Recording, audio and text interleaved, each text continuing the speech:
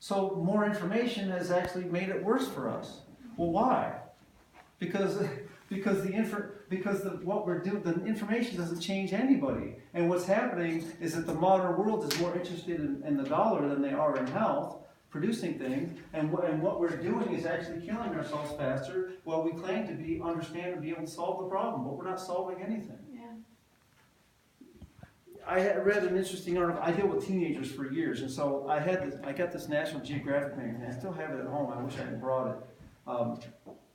But they did an article on sugar, and basically the National Geographic article just opened up and talked about the history of sugar and where it came from, and all the evils that came from sugar. And what happens? They were talking about it. First of all, they said sugar is poisonous. It never was intended to be ingested. The kind of raw sugars that we eat is never intended to be ingested. It's plain poison. But what happened is it wasn't up until the late 16th century, 17th century, where what happened when they came and found the New World and they came to the Caribbean and the islands of the Caribbean, they found sugarcane. And what happens, interesting enough, because the Jesuit priests would come with the Spaniard explorers, and they're the ones that discover supposedly South America. Kind of like just Columbus. But what happened is they went to these islands and they saw the sugar cane, they got hold of the sugar and they started this mass production thing. And actually they couldn't convince the Indians to do it because the Indians would just die, they wouldn't become slaves. So this whole sugar mess in the Caribbean is what started getting African slaves to send them to the Caribbean islands to work the sugarcane fields so they could produce sugar, and then they started exporting that sugar from the Caribbean islands and around the world. Before that time, the amount of quantity sugar that people ate was very small. They would have honey, or maybe they'd have some molasses, or maybe if you're in Vermont, maybe you had... And they were natural sugars too. They were naturally occurring sugars. They weren't processed. Yeah, they were more natural. Intensity right. of, it's like an orange has sugar in it, but it's not bad sugar. It's natural, normal sugar that comes in an orange. That's right. Sugar is sugar. What's, It's how I said, sugar is sugar. People have the idea that, say, fructose is better than sucrose. It's still sugar, but it's concentrating. You're talking about... right. So the point is that, for example, there's sugar in an orange. Right. But see, the fiber in an orange and the amount of sugar you're getting from an orange, you're going to be filled up if you eat an orange. But you can drink a whole glass of orange juice, which is how many concentrated oranges in one glass. So now you're getting a whole bunch of sugar without the fiber, so it processes differently in your system. Exactly. Now the problem with refined sugars is, for example, if you went to the Caribbean and you grabbed a sugar cane, you could eat a sugar cane and you would get some sugar. But the amount of sugar you would get would be a lot less, and you would be filled up before you ever got even a teaspoon of sugar. That's a lot of work, right? But what happens? They started processing the sugar, and now you could get a whole bunch of sugar at one time, and this is what they started exporting sugar all over the world. So the production of modern sugar actually initiated slavery in the New World. Now, of course, it went from sugar then to tobacco and then to cotton, right? So the slave trade is going to go from the Caribbean and it's going to move on to the lower United States. But the point is that this was all generated to make money. That they were making money. The Jesuits were intent on making money and then sending it back to Rome because they were trying to fund the Spanish country because they were trying to destroy Protestantism and establish Catholicism as a counter-Reformation thing. So the point is that what this article was showing was how much sugar an average person ate in the 16th and 1700s compared to the amount of sugar that people eat today. And you know that diabetes in the 16th and 17th century was almost unknown. There was no such thing as diabetes. Now I think it's either the first or second. I think it's going to become the first leading cause of death. Well, plus people were so active. Right. That's the other part of it, right? That there was so much work going on.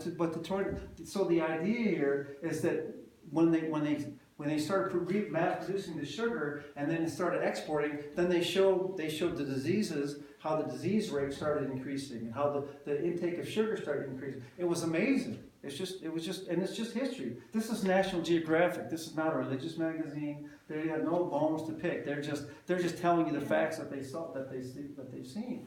Sugar is one of the most damaging things you can put in your system. Now, we as Adventists talk about a health message, and we don't eat meat. We talk about a vegetarian diet, and it's true that meat is not good for your system, and you can go into the Bible and show. But what's interesting is that many people who claim to have a health message and don't eat meat eat way more sugar than they're supposed to eat, and the sugar is much more damaging than the meat. Yeah.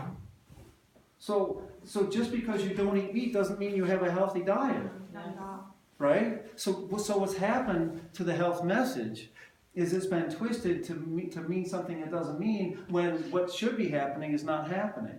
That people are not consciously thinking through what they're putting in their system and what they're not putting in their system, so that their mind is clear, they can hear God think, and they can have a healthy body, actually fulfilling what this says, that taking care of your body is a temple of God. That's what we're supposed to be doing. But that's not what we're doing. And it used to be, and I don't have the facts and figures on all the stuff, but it used to be that Adventists had a healthier lifestyle, and they've even put it in some of the magazines, Yes. like the 100 thing. They go to Time. Was it Time? Yeah. Time magazine. That they go to different Adventist.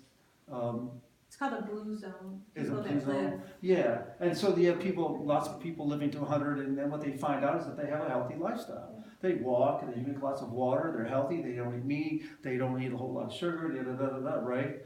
But what's happening to these ideas, or what's happening to these teachings, even within our own church? How many people are actually following the principles that they know they should be following? And so what's happening is, God gave us this message, gave us this truth, because He tried to get us away from functioning on this principle to function on the principles of faith, to reason. And then when our minds become clear and we can hear what God has to say, or we study the Bible, then it starts making sense, and we can start applying what He's telling us. And that's the whole idea behind the health principle, from my perspective. The students used to ask me, well, Mr. Raymond, why did you look at when God speaks, I want to hear what He has to say. When I read the Bible, I want to understand, I want to listen to what the Holy Spirit's trying to tell me, so I can understand what He's saying. That's why I don't eat this and I don't eat that. I try to be healthy, right?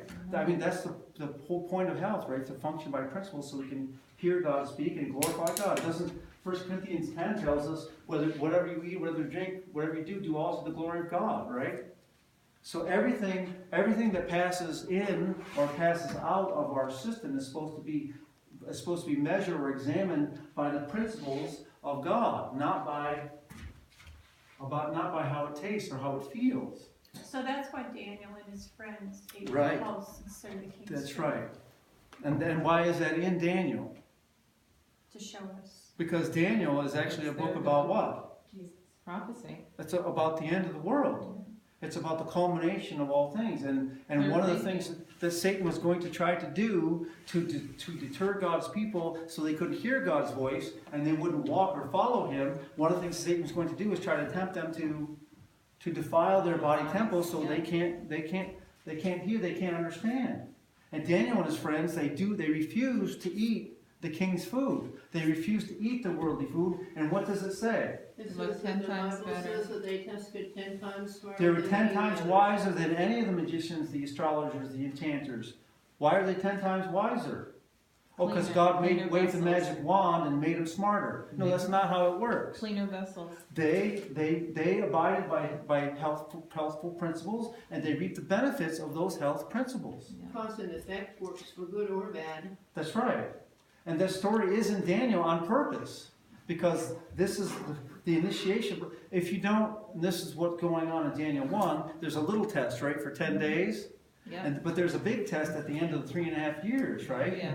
So if you're faithful with the little test, what happens in the big test? You should be faithful. If you're passing little tests, you will pass the big test. But if you don't pass the little test, are you going to pass the big test? No. And what's God telling us? Is there a big test coming? Yes. Yeah, and the big test is going to test whether you're functioning by this or not.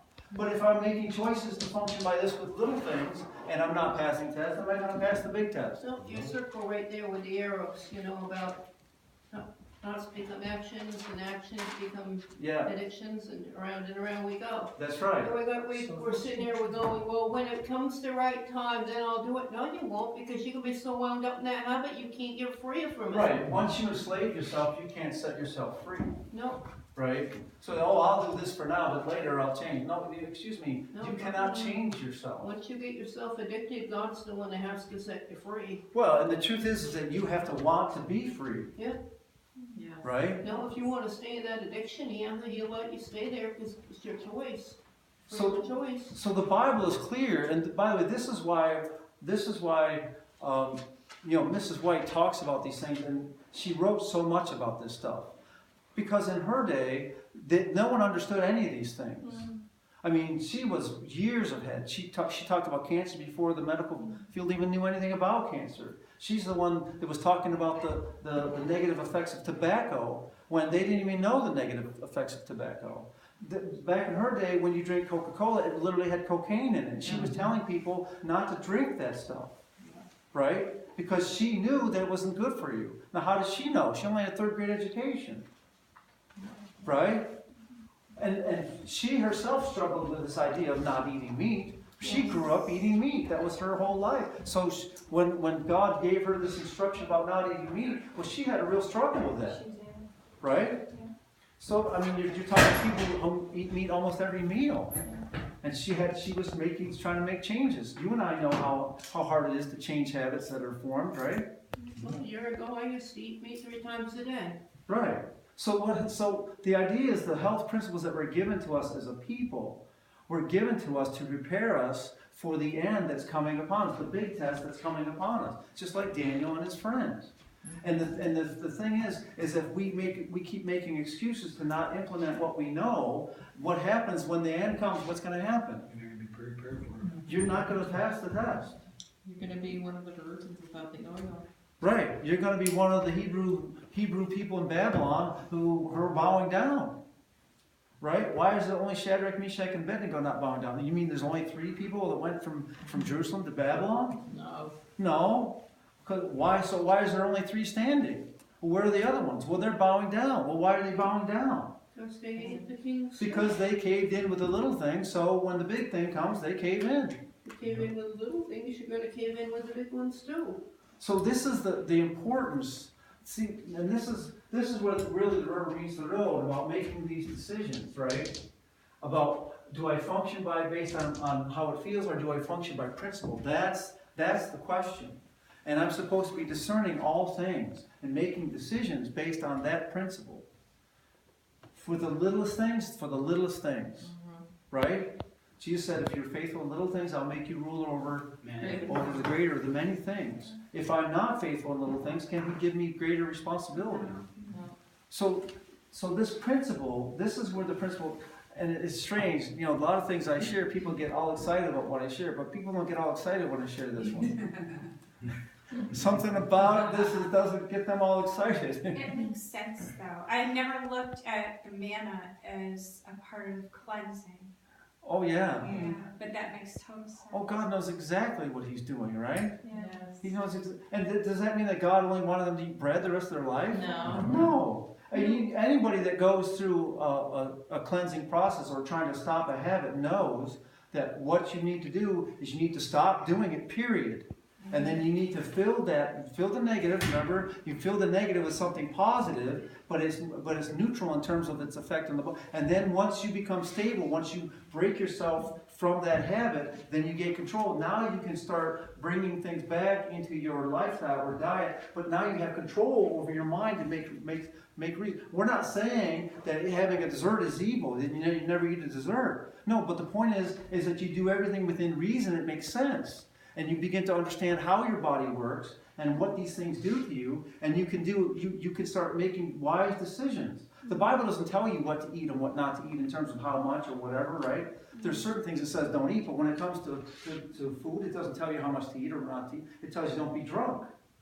By the way, drunk is overindulging in anything. Also says not to be a glutton. Right, to not overindulge. But the point is God gave us a brain, so He doesn't say, well, only eat 2 teaspoons of this and 1. He doesn't do that. It's just like the Sabbath. He doesn't tell you how to keep the Sabbath. He just says keep the Sabbath.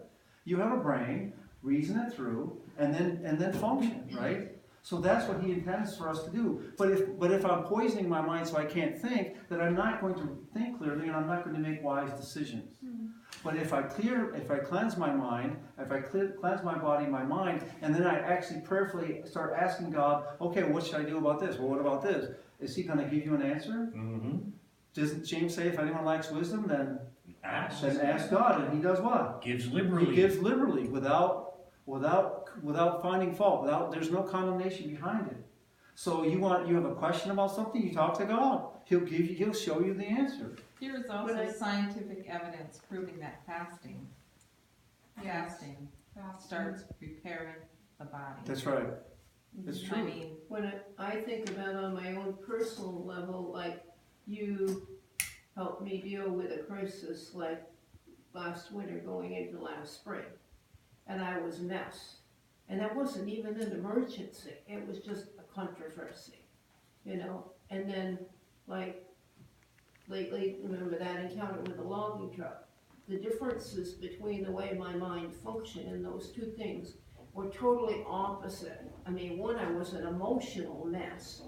I was on the phone crying to you. I was totally out of control. And the other one, I went through an extreme emergency that could have taken my life, and it was just like one rational thought after another and a rational decision, and okay, it's all over with, near miss, thank you Lord for the guardian angels, and I was on my way. Praise God. Right. And then see the whole idea of the children of Israel coming out of Egypt, if they had gone through the wilderness process, what he was trying to do is break them of this. Right? If they had gone through the growth process in the wilderness of stopping functioning at a comfort level, when it was time to win the promised land, they would have listened to God, they would have followed his voice, and they would have been just fine. that's why they died there. That's right. They died in the wilderness because they refused. Right? This is what God is trying to do with all of us. Now, what we tend to do is that we trade one bad thing for something else. And we rationalize that this isn't as bad as that, so that makes it okay. Right. That's what we do. But see, that's not God's plan. God doesn't want you to trade one evil thing for another evil thing, or one form of poison for another form of poison. That's not God's idea. No, God's idea is to get you off of the poison dependent upon it and set you free, so you're free to make wise choices and to do that which is good. The Bible says who the sun sets free is free indeed. But if you go into these 12-step programs and stuff, like I did, I mean, I went into AA, and I watched people that went into AA and got sober, and they would come off the alcohol, and they would take off on other addictions immediately. It was food and sugar, and it was caffeine, and it was sexual addictions, or gambling. Usually they push one thing down, and about 3 more octopus arms came up. Right. The story about the house with the demons. Yeah, he came Demons back. climbed out of the Came house. back out of the 7 clean more house, come back, and and there are 7 more. they're worse in the situation at the end than they were in the beginning. See, that's a creature's solution. And But then see, God's solution isn't that way. And then the people